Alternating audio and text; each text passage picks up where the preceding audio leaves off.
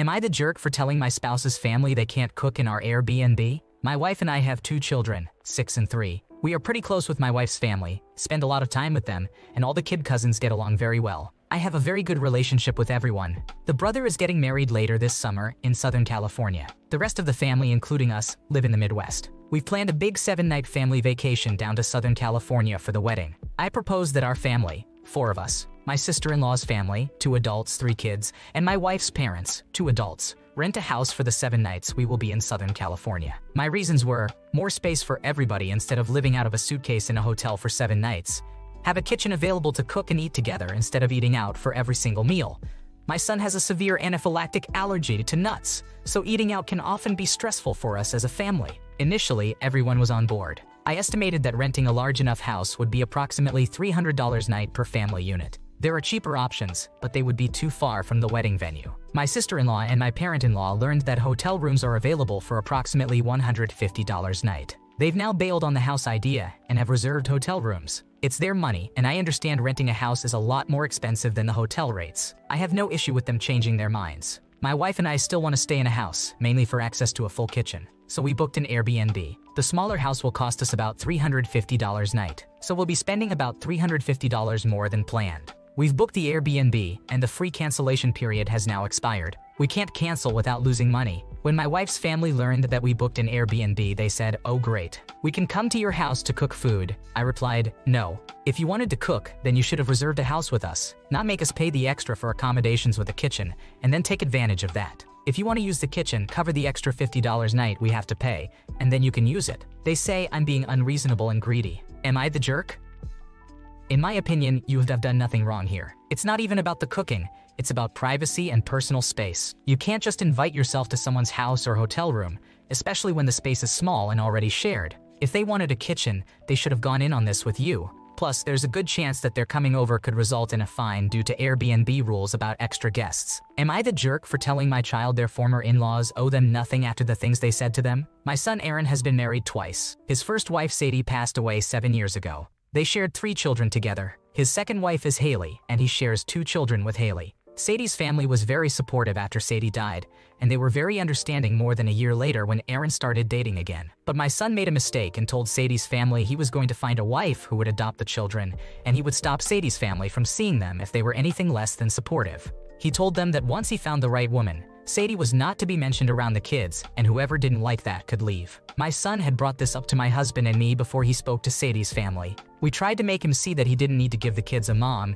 and he shouldn't seek out a wife for that purpose alone. We warned him he was risking the relationship with Sadie's family and with his children who missed their mom very much and still do. We tried reassuring him that he was enough, but he dismissed us and said these things to Sadie's family. And then he found Haley and she wanted to adopt the children, but it did not happen. Nothing happened as Aaron planned. Sadie's parents were awarded grandparents' visitation, and the adoption failed because the children weren't okay with it, and the judge said he would not force an adoption on grieving children. Now Aaron has 2 more children, and he's not okay with those children not having the same love and affection from Sadie's family or the same monetary gifts that they can afford to give their grandchildren. He told them he would defy the court order if they didn't take the other 2 children into their family and got a lawyer responding in place of the grandparents with the steps they would take if he defied the court ruling. He attempted to get the kids to ask their grandparents, but he ruined his relationship with them by trying to force the adoption. The relationship between his older 3 and younger 2 does not exist really. They have shown no signs of caring for their half-siblings, and I fully blame my son for that and Haley for going along with it.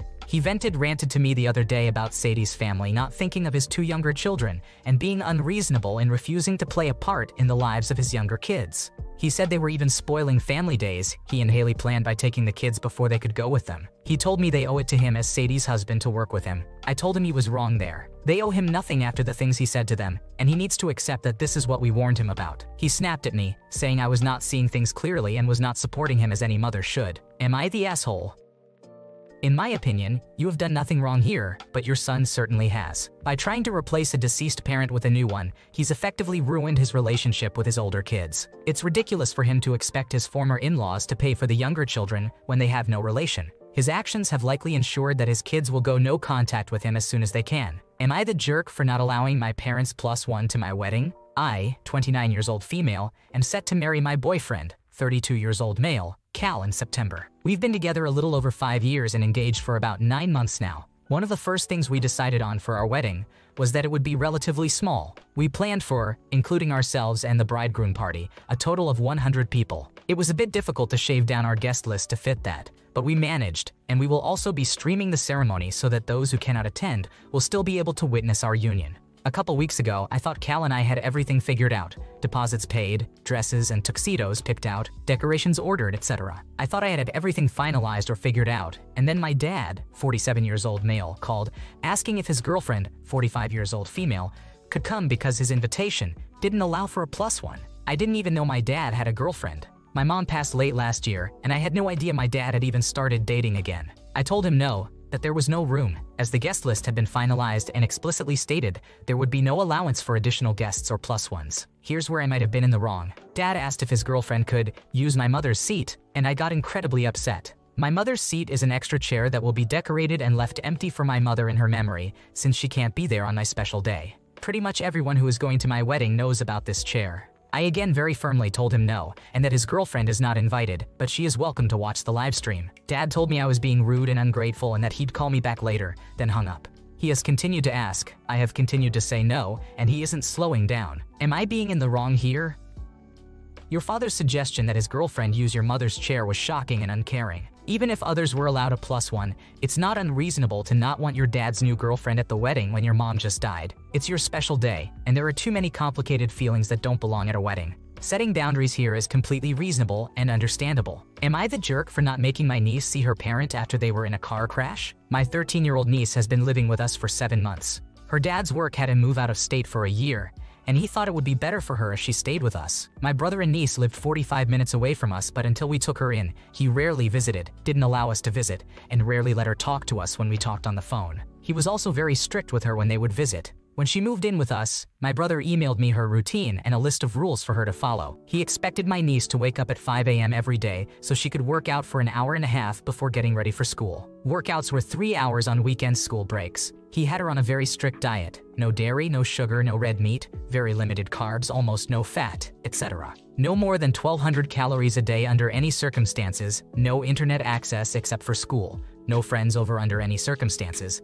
She was expected to take care of all of the house chores, and she was expected to take care of all of the house chores, and she was expected to work 4 hours a day after school, and 6 hours on weekends, 7 days a week, so she could pay for her food and clothes and her share of the utilities. After reading all of this, we contacted Child Protective Services and took her to the doctor. She is very malnourished, and her dad was supposed to go to therapy and parenting classes. My niece is doing great now. We put her in private school because she has anxiety, and the smaller class sizes helped her get through the day better. She's made a couple of friends, and she's slowly starting to gain weight. She's in 2 different therapies, and her doctors seem great. Around 6 weeks ago, her dad was in a car crash. Some family members called and told us to visit with my niece because it was pretty bad. We talked to my niece about visiting her dad with me, and she completely shut down. I decided not to make her visit, and he eventually passed away without seeing his daughter. Now I have family members saying that no matter how bad of a dad he was, he still deserved to see his kid before he died. Am I the jerk for not making my niece see him? I think you are not in the wrong here.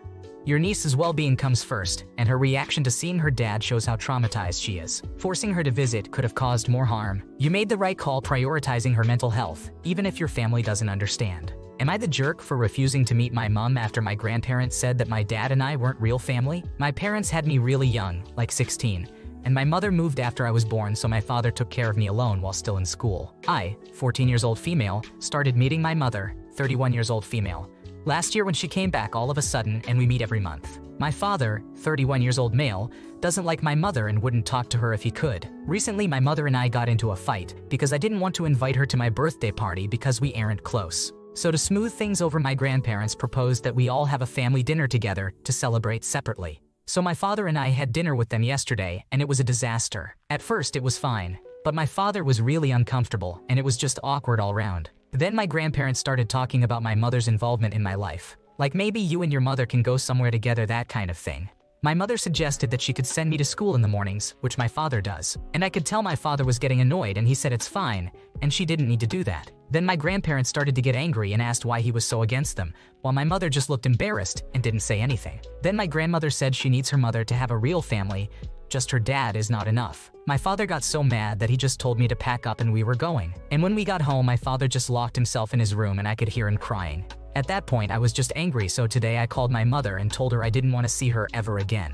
She started crying and tried to apologize, but I hung up on her. She sent me voicemails saying that I shouldn't punish her for what her parents said and that I need to stop overreacting. I don't know if I'm being too extreme and overreacting. My father says I can decide, but he looks conflicted honestly, and my mother crying made me feel kind of bad. So am I the asshole? I don't know if it's justified to stop seeing my mother even though she didn't say that stuff, just her parents. Your grandma saying you need a real family is pretty rich, considering that it was your biological mom who abandoned you. For 14 years, your dad has been the one raising and caring for you, proving that he is more than enough family. Your mom and grandparents are pushing too hard to make up for lost time, but you should set boundaries. A relationship with your biological mom should be on your terms, and one non-negotiable should be never criticizing your dad or saying that he and you aren't a real family. Am I the jerk for not telling my stepdad to change his will? I have a stepdad named Kenny, who has been a father figure to me since I was 5 years old and has been my only parent since I was 8. I have an older stepsister, Lara, who greatly dislikes me. She has always felt like I replaced her, and Kenny has tried his best to handle the situation, but she has made it her mission to make me miserable. As a result, I mostly avoid her. Kenny is currently sick and is likely to recover, but he is in the hospital. Both Lara and I are scared, so everyone is on edge. Kenny is organizing who will receive what from his belongings. He assures us he will be fine, but he still wants to make sure everything is in order. Some sentimental items such as rings, my late mother's belongings, and pictures will be given to me because Kenny believes I will appreciate them more, as Lara is less sentimental. This doesn't mean Lara won't receive any sentimental items, just fewer than me. A few days ago, Lara called me and insisted that I tell Kenny I don't want those belongings. I found this confusing for a couple of reasons. 1. This is not a conversation to have with a sick person, especially since he is not terminally ill. Lara accused me of being argumentative and claimed I shouldn't receive anything because I'm not Kenny's biological child. I became increasingly frustrated at this point. She was acting as if Kenny was on the brink of death, when in reality he is expected to recover. I refused to comply with her demands and ended the call. She called me again, stating that I was being a complete jerk, emphasizing that Kenny is her father and that I shouldn't create a fuss during this difficult time, but I disagreed. I acknowledge that I may be stubborn, but this situation isn't easy for me either. I don't believe I am in the wrong, but I understand her perspective. After all, Kenny is her father. Is it wrong of me to not simply keep the peace in this situation?